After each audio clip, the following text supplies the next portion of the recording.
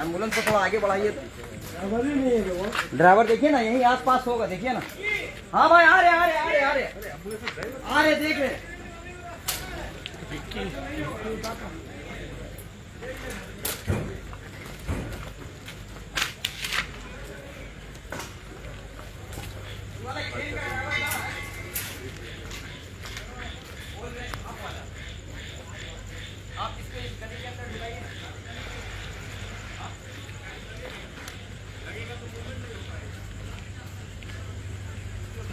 और ऐसा और अंदर के पास ट्रेन है,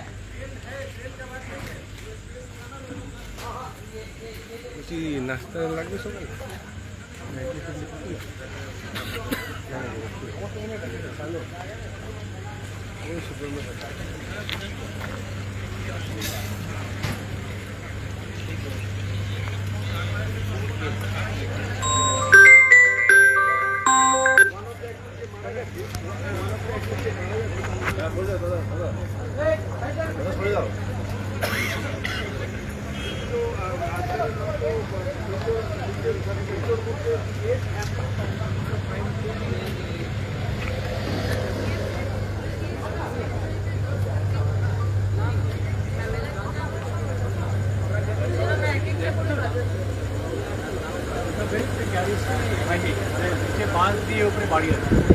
নমস্কার, আমরা আজকে এখনো রয়েছি এখানে।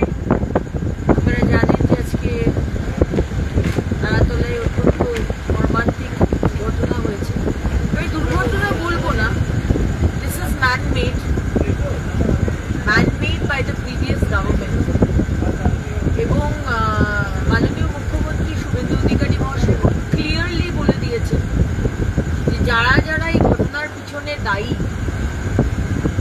যারা প্ল্যানিং করেছে, যারা স্যাংশন দিয়েছে, যারা আর্কিটেক্ট, এটা অনেক রকম আছে, যারা স্ট্রাকচারাল পারমিশন দিয়েছে, স্ট্রাকচার রেগুলার বেসিসে যার দেখা দরকার যে বিল্ডিংটা ঠিক মতো হচ্ছে কিনা।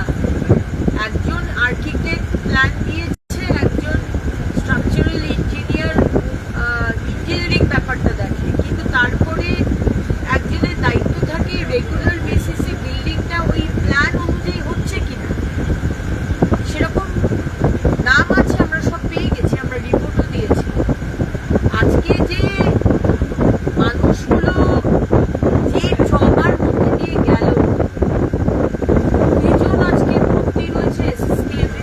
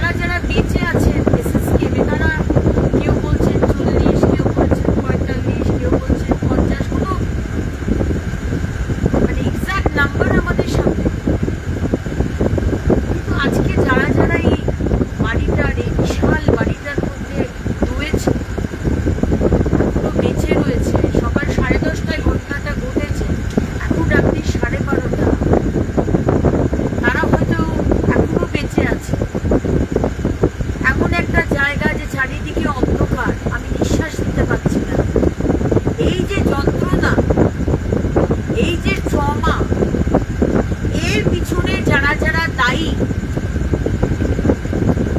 দায়ী একমাত্র টাকার জন্য, বাজে মেটেরিয়াল দেওয়া হয়েছে, এবং যারা কয়েকশো কোটি বা কয়েক লক্ষ টাকা রোজগার করার জন্য আজকে এই মানুষগুলো যে যন্ত্রণার মধ্যে দিয়ে যাচ্ছে বা গেল, তার কোনো ক্ষমা নেই, কোনো ক্ষমা নেই। এবং মাননীয় মুখ্যমন্ত্রী সম্মানীয় শুভেন্দু অধিকারী মহাশয় খুব ক্লিয়ারলি বলে দিয়েছেন যে আগামী দিনও 1 মাস 31 জুলাই অবধি কেএমসির আন্ডারে যে বিল্ডিং এখন হচ্ছে সেগুলো অডিট ছাড়া হবে না। কারণ আগের সরকার 15টা বছর কিছু টাকা রোজগার করার জন্য যেভাবে মানুষের জীবন নিয়ে ছিনিমিনি খেলেছে, আপনারা ক্ষমার অযোগ্য, আপনাদের ক্ষমা করা হবে না। এবং যারা এর পিছনে রয়েছে, ঘটনার পিছনে, শুভেন্দু অধিকারীর সরকার আপনাদের ছাড়বে না। আপনারা স্বর্গে থাকুন, নর্কে থাকুন, যেখানে থাকুন, আপনাদের খুঁজে বের করে এবং যারা করে এসেছেন বা আগামী দিনে ভাবছেন সেটিং করে এই ধরনের কাজ করবেন, সতর্ক হয়ে যান, আপনাদের সামনে ঘোর বিপদ। এটুকুই বলতে পারি।